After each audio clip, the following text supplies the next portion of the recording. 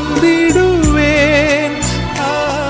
இயேசுவின் திரு இருதயமே, பல்வேறு துன்பத் துயரங்களாலும் பாவங்களாலும் வருந்தி உம்மை நோக்கி கூவி அழைக்கும் இந்த அன்பர்களை பாரும்.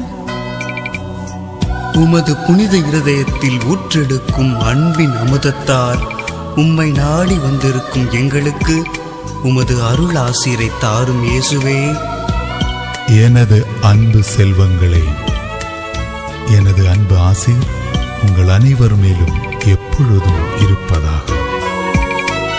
எனது இருதய அன்பில் நிலைத்திருந்தால்